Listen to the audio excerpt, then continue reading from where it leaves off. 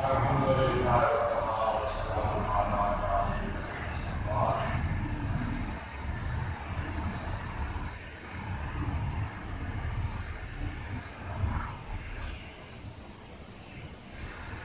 أما بعد فقد قال جبريل عليه السلام قال أن الله يقول إني أحب ثلاثة لسانا ذاكرا وقلبا خاشعا وجسدا على البلاء صابرا. صدق اللہ. دوستو، ہماری گفتگو کچھ اخباروں سے چل رہی ہے. آج موسمی خرابی کی وجہ سے یا کسی اور وجہ سے آخری مقام ہے اور ہماری گفتگو جو ہے وہ ایک حدیثی سلاس پر چل رہی ہے. یعنی حضور صلی اللہ علیہ وسلم نے تین چیزیں بیان فرمائی اور فرمایا کہ یہ چیزیں مجھے پسند ہیں. اس کے بعد ابو بکر عمر عثمان علی رضی اللہ عنہ نے بھی اپنی دین کی پسندیدہ چیزیں بتائیں اور پھر اس کے بعد حضرت جبریل امین نے اپنی پسندیدہ چیزیں بتائیں اور پھر کہا کہ اللہ رب العالمین بھی یہ چیزوں کو پسند کرتا ہے. یہ باقی چیزیں تو آپ ایسے بیان کر رہے ہیں تو اللہ رب العالمین کن کن چیزوں کو پسند کرتا ہے اس کی ترجمانی کرتے ہوئے جبریل امین نے فرمایا کہ اللہ تعالیٰ بندوں سے تین چیزوں کو پسند کرتا ہے. لسان ذاکرہ، زبان ہو جو اللہ کو یاد کرتا ہو، وقلب خاشعا، اور دل ہو جو اللہ کے لیے عاجز ہو، اللہ کے سامنے جھکا رکھے، وجسدا علی البلاء صابرا، اور ایسا جسم ہو کہ اگر بندے کو تکلیف پہنچے اس بدن میں یا کسی اور حوالے سے اس کو تکلیف پہنچے تو وہ اس پر صبر کرنے کا. یہ تینوں چیزیں ہیں اور مہارت اور بہت اہم چیزیں ہیں. ذکر کا جہاں تک تعلق ہے تو اصل مقصود ہی اللہ کی یاد ہے، بلکہ جتنے عبادات ہیں نماز روزہ وغیرہ یہ اللہ کی یاد کا ذریعہ ہے. بنیادی طور پر یہ بھی اللہ کی یاد ہے. مقصد ذکر یہ ہے کہ اللہ کی یاد ہے. اب یاد جو ہے وہ کئی طریقوں سے ہوتی ہے. ایک تو زبان کے ساتھ ہوتی ہے، یہ مشہور احادیث میں اسی یاد کا ذکر ہے، زبان کے ساتھ اللہ کا ذکر کرنا. حضور صلی اللہ علیہ وسلم نے سے کسی نے پوچھا کہ یا رسول اللہ بہترین عمل کون سا ہے؟ فرمایا مبارک دنیا ولسان پر ذکر اللہ. بہترین عمل یہ ہے کہ جب تو دنیا سے جا رہا ہو تو تیری زبان اللہ کی یاد سے نہ زبان پر اللہ کا نام ہو، زبان اس کی ذکر سے تر ہو، تازہ ہو. یہ ایک سب سے بہتر ہے. تو حضور صلی اللہ علیہ وسلم نے جو تسبیحات، تعلیلات، تحمیدات وغیرہ، سبحان اللہ، الحمدللہ، لا الہ الا اللہ پڑھنے کی ترغیب دی، تو یہ سارا ذکر ہی کا قصہ ہے. یہ مثال کا ذکر ہے، زبان کے ساتھ ذکر ہے، اللہ کا زبان کے ساتھ یاد کر رہا ہے. اور یہ کئی طرح سے ہوتا ہے. ذکر قلبی بھی ہوتا ہے اور ذکر لسانی بھی ہوتا ہے. لسانی ذکر بھی جاری بھی ہوتا ہے، سری بھی ہوتا ہے. یعنی آپ بیٹھے ہوئے ہیں، آپ پڑھ رہے ہیں سبحان اللہ، الحمدللہ، لا الہ الا اللہ، اللہ اکبر پڑھ رہے ہیں، تو یہ سری ذکر. اونچی آواز سے بھی ذکر کی جاتی ہے، ذکر جہر جس کو کہتے ہیں. یہ بھی حالات کے تقاضوں کے مطابق ہے. بعض علماء نے بعض حالات میں ذکر جہر کی آخر ظاہر کی ہے، جہاں پر لوگ ذکر قلبی کی کیفیت کو نہیں سمجھتے ہیں تو اس جگہ بہت سے مشاعر نے ذکر جہر کو رواج دیا. تو ذکر جہر بھی حضور صلی اللہ علیہ وسلم سے ثابت ہے، صحابہ کرام سے ثابت ہے۔ ایک صحابی تھے، وہ حضور صلی اللہ علیہ وسلم کا حضور صلی اللہ علیہ وسلم کے عادت میں آپ کے در پر پڑے رہتے تھے اور اللہ کا ذکر اونچی آواز سے کرتے رہتے تھے۔ حضرت عمر کو یہ بات پسند نہیں تھی، وہ یہ کہتے تھے کہ ویسے برائی ہے، ریاکار ہے، یہ دکھاتا ہے کہ میں ذکر کر رہا ہوں، تو ذکر کر رہا ہے تو کہنے تو لوگوں کو دکھاتے، لیکن 12 لوگوں اونچی آواز میں ذکر کیا کرتے تھے اور حضرت عمر کو کا یہ طرز عمل پسند نہیں تھا، لیکن حضور صلی اللہ علیہ وسلم نے کبھی ان کو اس چیز سے منع نہیں کیا۔ عبداللہ ابن مسعود فرماتے ہیں کہ جب ہم غزوہ تبوک کے لیے گئے تو مجھے اس صحابی پر بہت رشک آیا، میں ایک خیمے سے نکلا تو پتہ چلا کہ ایک طرف قبر کھودی جا رہی ہے اور لوگ وہاں پر جمع ہیں۔ میں وہاں پر گیا تو میں نے دیکھا کہ وہ حضور صلی اللہ علیہ وسلم قبر میں اترے ہوئے ہیں اور ابو بکر کو کہہ رہے ہیں کہ وہ اپنا بھائی جو ہے وہ میرے حوالے کرو، میں اس کو لا کر رکھوں۔ ابو بکر سے دیکھ رہے ہیں وہ میت ان کی حضور صلی اللہ علیہ وسلم کے حوالے کی، تو میں نے دیکھا کہ وہ اسی شخص کی میت تھی جو وہاں بیٹھے ہوئے ذکر کرتا رہتا تھا قرآن آواز سے۔ خود حضور صلی اللہ علیہ وسلم نے اپنے دست مبارک سے ان کی تدفین کی۔ تو حضرت عبداللہ ابن مسعود کہتے ہیں کہ مجھے رشک آیا ان کی قسمت پر کہ کاش میں جانا ہوتا حضور صلی اللہ علیہ وسلم اپنے ہاتھوں سے میری تدفین کروانا۔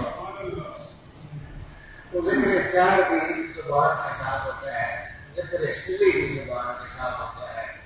اور نقشبندی حضرات جو ہیں وہ ذکر قلبی کی حقیقت کے قائل ہیں۔ وہ کہتے ہیں قلب کو ذاکر ہونا چاہیے، دل ذاکر ہو۔ زبان کا ذکر تو جب آدمی سو جائے تو رک جائے گا، جب آدمی کسی اور کام میں مشغول ہو تو رک جائے گا، لیکن قلب کا ذکر، دل کا ذکر یہ ہر وقت جاری رہتا ہے، کیونکہ دل تو نہیں سوتا ہے، دل تو زندہ ہوتا ہے، اس لیے دل جب ذاکر ہو جائے تو پھر وہ ہر وقت آدمی ذکر کرتا رہتا ہے۔ رجال اللہ نہیں تجارت ولا بیع عن ذکر اللہ۔ علماء فرماتے ہیں کہ کچھ عجیب لوگوں کا تذکرہ اللہ تعالیٰ نے فرمایا کہ ایسے لوگ ہیں کہ تجارت اور بیع ان کو اللہ کی یاد سے واقف نہیں کرتی ہے۔ تو اب جو زبانی ذکر ہے وہ تو تجارت اور بیع کے ساتھ منقطع ہو جاتا ہے، یا تجارت کر رہا ہے، خرید و فروخت کر رہا ہے، تجربے کے ساتھ باتیں کر رہا ہے، سودا بیچ رہا ہے، خرید رہا ہے، اس وقت کو زبانی ذاکر نہیں ہوتا ہے، زبانی طور پر تو وہ سودا کر رہا ہوتا ہے، لیکن اگر اس کا قلب ذاکر ہو، دل اس کا اگر ذکر کر رہا ہو تو پھر وہ تجارت کرے، بیع کرے، سویا ہوا ہو کہ جاگ رہا ہو، کھڑا ہو کے بیٹھا ہو، ہر صورت میں چونکہ اس کا قلب ذاکر ہوتا ہے، دل اس کا ذاکر ہوتا ہے، اس لیے یہ کہ تجارت اس کو ذکر اللہ سے لاغر کرتی ہے، لیکن خرید و فروخت اس کو اللہ کے ذکر سے لاغر کرتی ہے۔ یہ ذکر قلبی، اس کو صوفیاء کرام میں سے نقشبندی حضرات کے نزدیک بہت اہمیت ہے۔ وہ فرماتے ہیں کہ دل جو ہے وہ اللہ کی طرف متوجہ ہونا چاہیے، اور بنیادی طور پر یاد جو ہے یہ ہوتی ہی دل کے ساتھ ہے۔ مثال کے طور پر ہمیں کسی کی یاد آئے، کسی دوست کی، ماں باپ کی، کسی احباب کی، کسی کی یاد آئے تو بس وہ اس کا ایک تصور ہوگا، اس کا ایک خیال ہوگا جو ہمارے ذہن میں آئے گا، یہی در حقیقت یاد ہے۔ ماں کی یاد آئے، ماں اپنی کو یاد آئے، دور ہے ماں سے یا ماں بہت ہو گئی ہے تو اس کو یاد آئے ماں، تو وہ امی امی کہنا نہیں شروع کر دے گا بیٹھے ہوئے، بس اماں یاد آئے گی، اماں کی باتیں یاد آئیں گی، اماں کی باتیں خیال آئیں گی، یہی چیز جو ہے کہ یاد ہے، یعنی دل کا اس کی طرف متوجہ ہو جانا، یہ اصل یاد ہے۔ تو اس لیے نقشبندی حضرات اس یاد کی اہمیت کے قائل ہے اور کہتے ہیں قلب ذاکر ہونا چاہیے۔ قلب ذاکر ہو جائے تو پھر آدمی بے شک باتیں کرتا رہے، بے شک کچھ کرتا رہے، لیکن وہ دل اس کا اسی طرف متوجہ ہے۔ اسی لیے حضور صلی اللہ علیہ وسلم نماز کے دوران اپنے نمازوں کے ساتھ کھیلتے رہتے تھے۔ کھیلتے رہنے کا مطلب یہ ہے کہ ان کو کھیلنے سے منع نہیں کرتے، وہ آتے رہتے تھے، کبھی حضور کی ڈولی میں بیٹھ جاتے تھے، کبھی حضور سجدے میں ہوتے تھے تو سجدے اوپر چڑھ جاتے تھے، حضور صلی اللہ علیہ وسلم ان کو منع نہیں کرتے۔ ہمارے لیے یہ جائز نہیں ہے کہ اپنا بیٹا ہو یا پوترا ہو تو وہ پیٹھ پر چڑھے نماز پہ ہو کبھی گود میں آ کر بیٹھے، ہمیں اس چیز کی اجازت نہیں ہے۔ اس لیے کہ ہماری توجہ بڑھتی ہے اس چیز کے ساتھ۔ جب بچہ گود میں آ کر بیٹھے گا یا پیٹھ پر چڑھے گا تو توجہ بڑھ جائے گی۔ اس لیے ہمیں اس چیز کی اجازت نہیں ہے کہ اپنے پوتوں اور نوازوں یا بیٹوں کے ساتھ یہ کھیل کھیلتے رہیں، لیکن حضور صلی اللہ علیہ وسلم کے لیے اس چیز کی اجازت اس لیے ہے کہ یہ سارا کچھ ایک لمحے کے لیے بھی حضور صلی اللہ علیہ وسلم کو اللہ کی یاد سے راحت تو اصل میں اس کی ایک مثال جو علماء بیان فرماتے ہیں اور صوفیاء بیان فرماتے ہیں کہ یہ توجہ مستقیم ہونے کی بات ہے۔ ایک آدمی ہے وہ اپنا بیلنس برابر رکھتا ہے، بیلنس برابر رکھتا ہے، یہ قسم قسم کے مظاہرے ہوتے ہیں سرکسوں میں اور عجیب عجیب قسم کے تماشے دکھائے جاتے ہیں۔ ایک آدمی جو ہے وہ سر پر مثلا کوئی چیز رکھ کے ناچ رہا ہے، کود رہا ہے، بیٹھ رہا ہے، لیٹ رہا ہے، لیکن وہ سر کی چیز جو ہے وہ نہیں گرتی ہے، اس لیے کہ اس کی توجہ اس بیلنس پر قائم رہتی ہے۔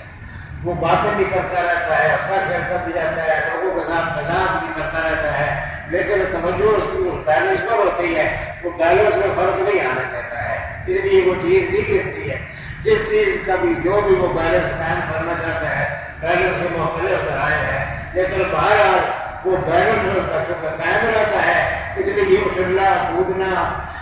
ڈالنا ہنسنا ہنسانا یہ سارا کچھ ہوتا رہتا ہے، لیکن اس کے باوجود اس کی توجہ اس بیلنس کی طرف ہوتی ہے۔ اس بیلنس سے اس کی توجہ ایک لمحے کے لیے ہٹ جائے، بیلنس خراب ہو جائے گا اور وہ سسٹم جو وہ مظاہرہ کر رہا ہے وہ ناکام ہو جائے گا۔ اس لیے اسی طرح بندے کا جب بیلنس قائم ہو جاتا ہے، جب اس کی توجہ اللہ کے ساتھ مستحکم ہو جاتی ہے، پھر اس کو اس کی چیز کی ضرورت نہیں پڑتی ہے۔ اس کے لیے کھانا پینا سونا جاگنا یہ سارے مساوی ہو جاتے ہیں اور ہر حال میں اللہ کا مذاکر ہو جاتا ہے۔ حضور صلی اللہ علیہ وسلم کے بارے میں کہا یذکر اللہ علی کل حال، ہر وقت اللہ کے ساتھ ہے۔ اس لیے نبی حضرات سے کہتے ہیں کہ دل میں اللہ اللہ کرے، یہ ذکر ہے۔ حضرت خواجہ شاہ الدین سہروردی نے اپنی کتاب ہمارے میں ایک عجیب بات لکھی ہے، وہ اس سے بھی زیادہ لطیف ذکر ہے۔ وہ کہتے ہیں کہ کوئی بھی کام کرتے ہوئے اللہ کی طرف توجہ ہونا اور اللہ کی نعمتوں کے بارے میں سوچنا یہ بذات خود ذکر ہے۔ مثلاً ایک آدمی کھانا کھا رہا ہے اور وہ سوچ رہا ہے کہ دیکھو اللہ پاک نے مجھے رحم دیے ہیں، کتنے لوگوں کے رحم نہیں ہوتے ہیں، انہیں کتنی مشکلات ہوتی ہیں، اللہ پاک نے بڑے زبان دی ہے، لوگوں کو ادھر ادھر کرنے کے لیے زبان اگر نہ ہوتی تو میرا کیا ہوتا؟ اللہ پاک نے مجھے گلا دیا ہے جو نیچے سے سخت کرتا ہے غذا کو اور اندر پہنچاتا ہے، اللہ پاک نے مجھے معدہ دیا ہے۔ یعنی جو لوازمات کھانے کے ہیں ان پر وہ اگر غور کر رہا ہے تو وہ ذاکر ہے، کھانا بھی کھا رہا ہے۔ تو بہرحال عام طور پر جو کہ ذکر زبان کے ساتھ ہوتا ہے، اس لیے حضور صلی اللہ علیہ وسلم نے بھی اس کو ذکر فرمایا اور اللہ پاک نے بھی فرمایا کہ لسان ذاکر ہو۔ پہلے اصل میں آسان ذکر زبان ہی ہے، یہ باقی ذکر مشکل ہے، یہ پہلے ہی مرحلہ ہے اور ہر آدمی آسانی سے کر سکتا ہے۔ اس لیے اس آسان ذکر کا اللہ پاک نے بھی ذکر کیا، حضور صلی اللہ علیہ وسلم نے بھی ذکر کیا کہ لسان ذاکر ہو جائے۔ ایک بزرگ سے ان کے مرید نے کہا کہ جی مجھے آپ نے زبان کا ذکر بھی بتایا تھا، دل کا ذکر بھی بتایا تھا، میری زبان جو ہے وہ تو ذکر کرنے لگ گئی ہے لیکن میرا دل ذکر نہیں کر رہا ہے۔ انہوں نے فرمایا برخوردار زبان بھی انسان کا ایک عزم ہے اور دل بھی انسان کا ایک عزم ہے، تو اللہ کا شکر ادا کر کہ اس نے تیرا ایک عزم جو ہے وہ اپنی جہاز میں لگا دیا ہے۔ تو اگر تو لگا رہا تو تیرا دوسرا عزم جو ہے یعنی قلب ہو، اس کو بھی اللہ اپنی جہاز کی طرف پھیر دے گا، تیرا قلب بھی ذاکر ہو جائے گا۔ اس لیے جب لسان بھی ذاکر ہو، قلب بھی ذاکر ہو، تو پھر بڑے کمال کی بات ہوتی ہے۔ ایسا ذکر جو ہے وہ حقیقی ذکر ہوتا ہے، ان کے زبان پر بھی اللہ کا نام ہو اور دل بھی پوری طرح اللہ کی طرف متوجہ ہو،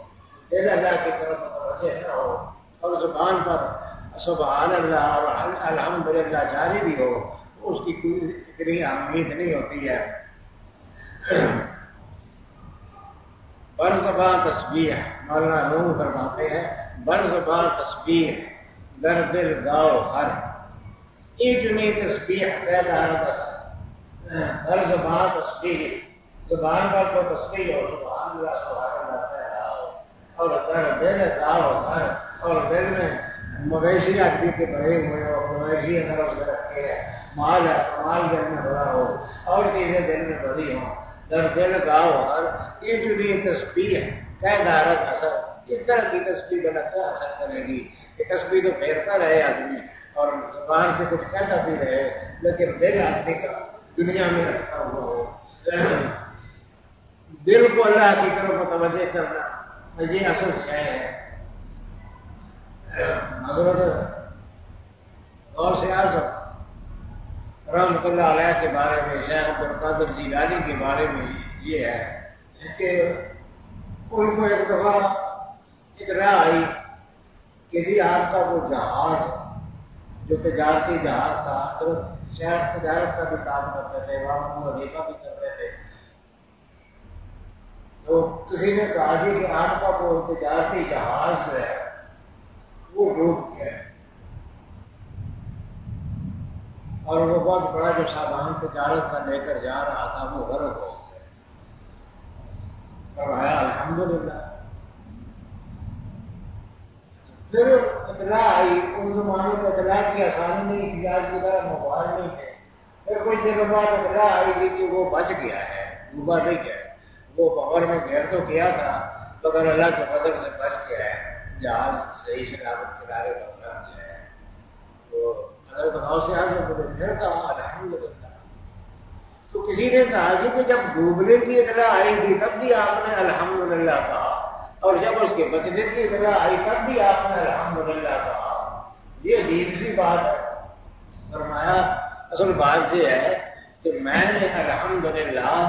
نہ اس کے ڈوبنے پر کہا تھا نہ اس کے بچنے پر کہا ہے، میں تو اور چیز پر اللہ کی حمد کر رہا تھا۔ جب مجھے اطلاع آئی کہ جہاز ڈوب گیا ہے اور بڑا خسارہ ہو گیا ہے تو میں نے اپنے دل کی طرف توجہ کی کہ اس بڑے خسارے کی وجہ سے میرا دل اللہ کے علاوہ کسی اور طرف متوجہ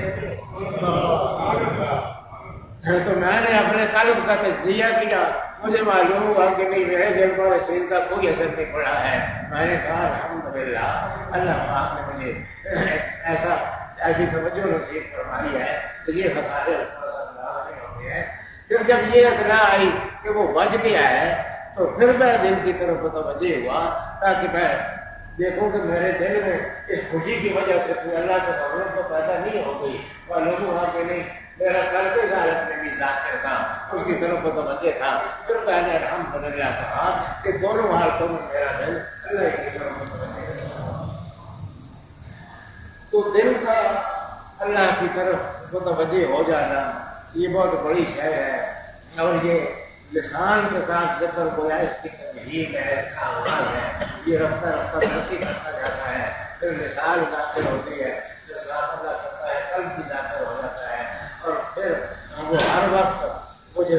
شیخ حضرت شیخ شاہ الدین سہروردی جس طرح کہتے ہیں کہ کوئی کام بھی کرتے ہوئے اللہ کی جو نعمتیں اس کے شامل حال ہے، کھانے کے دوران اس کا زبان، چلنے کے دوران اس کی ٹانگیں یا جو بھی آزاد کام کر رہے ہیں ان کی طرف متوجہ ہو اور وہ سوچے کہ دیکھیے اللہ پاک نے کیسا کرم کیا ہے، چل رہا ہے تو سوچے کہ جن لوگوں کی ٹانگ نہیں ہے، ایک ٹانگ نہیں ہے، ان کی کتنی مشکل ہے، جن کی دونوں طاقتیں نہیں ہیں، ان کی کتنی مشکل ہے، مجھے اللہ پاک نے دونوں طاقتیں عطا کی ہیں۔ تو اس طرح سے وہ جتنا اللہ کی نعمتوں پر سوچے گا اتنا ہی ذاکر ہوتا رہے گا۔ تو لسانی ذکر جو ہے دارا اس میں بہت اہمیت ہے، اس کی لسانی ذکر لا الہ الا اللہ کی ہے، اور بھی ہے لا الہ الا اللہ سب سے بڑا زبانی ذکر ہے۔ جتنے بھی ذکر ہے ان میں سب سے بڑا ذکر بھی اس بات پر لا الہ الا اللہ ہے۔ یہ حضرت موسیٰ علیہ السلام نے دفعہ اللہ پاک کو کہا تھا کہ باری تعالیٰ مجھے ایک چیز پڑھنے کے لیے بتا جو میں خاص طور پر تیرے لیے پورا کروں گا، جس کا بہت ثواب ہو۔ اللہ پاک نے فرمایا کہ لا الہ الا اللہ پڑھا۔ انہوں نے کہا باری تعالیٰ یہ تو سارے پڑھتے ہیں۔ فرمایا ہاں سارے پڑھتے ہیں، لیکن اس کی عظمت اور فضیلت اتنی ہے کہ اگر سارے آسمان زمین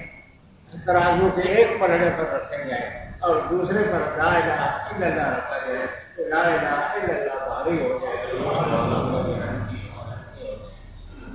اس لیے یہ سب سے بڑا ذکر ہے، اور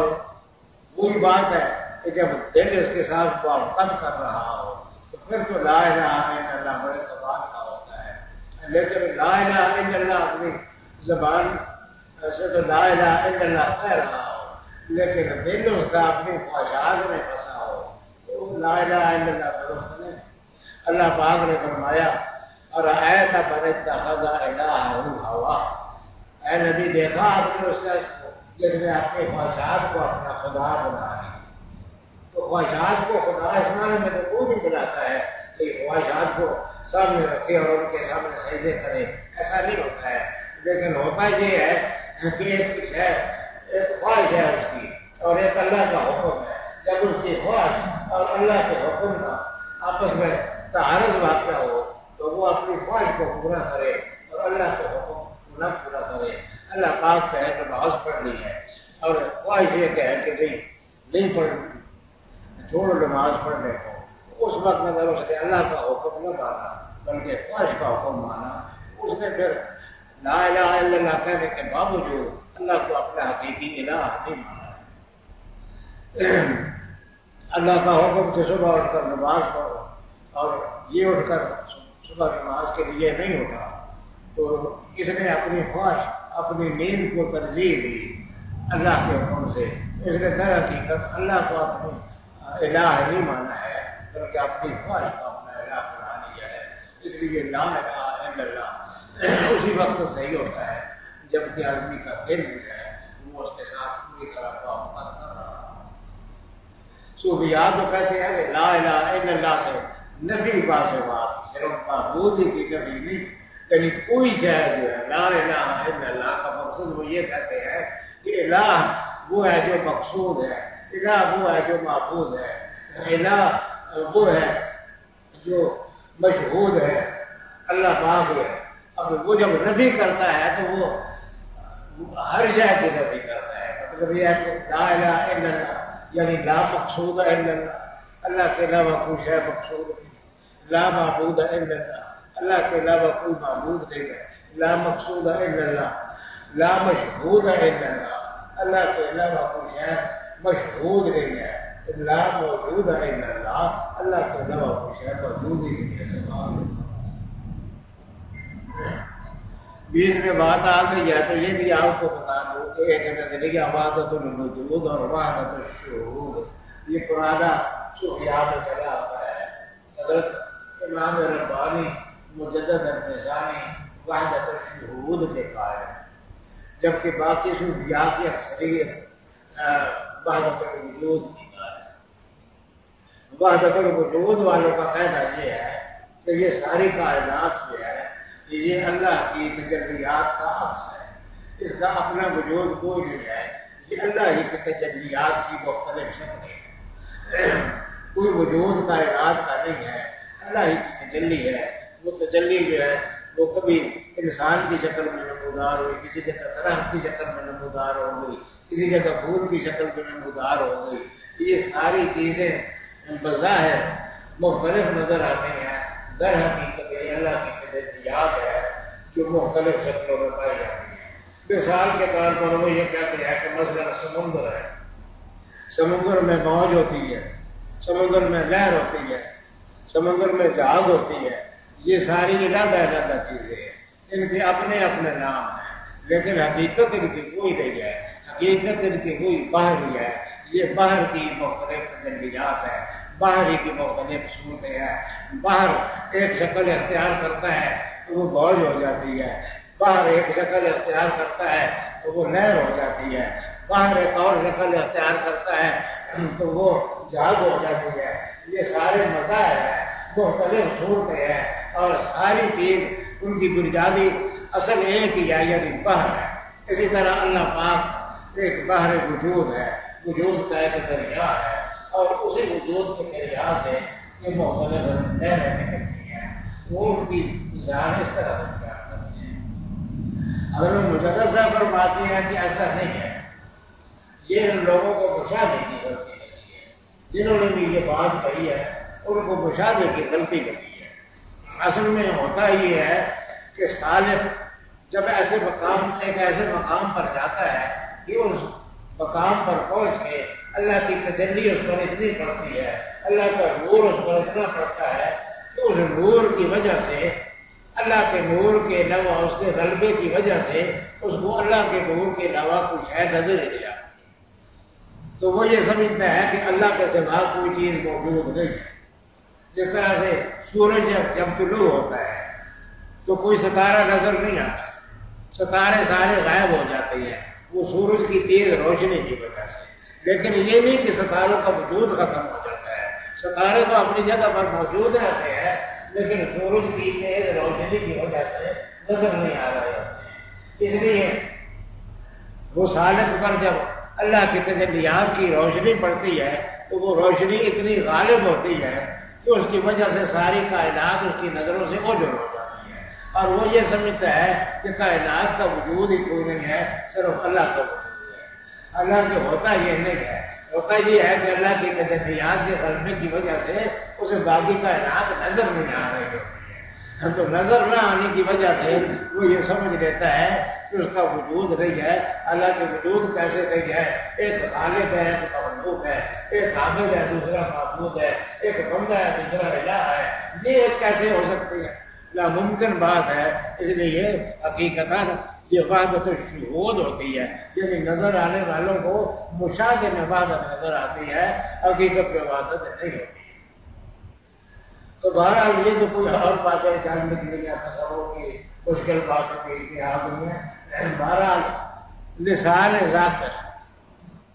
اور قلب خاشع، وہی جیسے میں عرض کر رہا ہوں کہ ساتھ دل بھی اللہ کی طرف متوجہ ہو، قلب خاشع ہو، قلب متوجہ ہو اس کی طرف ہو، تو پھر وہ لسان کا ذکر جو ہے وہ مفید ہوتا ہے۔ اور تیسری بات جو اللہ پاک نے فرمائی وَجَسَدًا عَلَى الْبَلَاءِ صَابِرًا، اور وہ جسم جو مصیبتوں پر صبر کر رہا۔ یہ پیچھے جو انبیاء کرام کا واقعات اللہ پاک نے بیان فرمایا، اور آدمی حیران ہوتا ہے کہ کن کن مشکلات پر پہنچے اور کس طرح انہوں نے اس وقت اللہ کے ساتھ اپنے تعلق کو قائم رکھا، برقرار رکھا۔ یہ ہماری نصیحت کے لیے اللہ پاک نے واقعات بیان کی، حضرت یونس علیہ السلام کا واقعہ بیان کیا، حضرت ایوب علیہ السلام کا واقعہ بیان کیا کہ یہ کن مصائب سے دو چار ہوئے۔ حضرت یونس علیہ السلام اللہ کے حکم کے بغیر چلے گئے تھے اپنی بستی چھوڑ کر، حکم نہیں آیا تھا، نبی ہر کام کو کہ حکم کے مطابق کرتے ہیں، حکم نہیں آیا، اس کے بغیر ہی چلے گئے۔ تو یہ بات اللہ کو پسند نہ آئی، کیونکہ ان کے مقام اور مرتبے کے شایان شان نہیں، اللہ پاک نے ان کو ابتلاء میں یعنی آزمائش میں ڈال دیا، ابتلاء سے دوچار کر دیا۔ کشتی میں سوار ہو کے جا رہے تھے، راستے میں کشتی بحر میں پھنس گئی۔ ان لوگوں نے کہا کہ کشتی بحر میں اسی وقت پھنستی ہے جب کوئی غلام اپنے آقا سے، اپنے مالک سے بھاگ کر سوار ہو جائے کشتی پر، تو کشتی بحر میں پھنس جاتی ہے۔ تو یہاں ہمارے اندر ضرور کوئی ایسا آدمی ہے جو اپنے آقا سے بھاگا ہوا ہے۔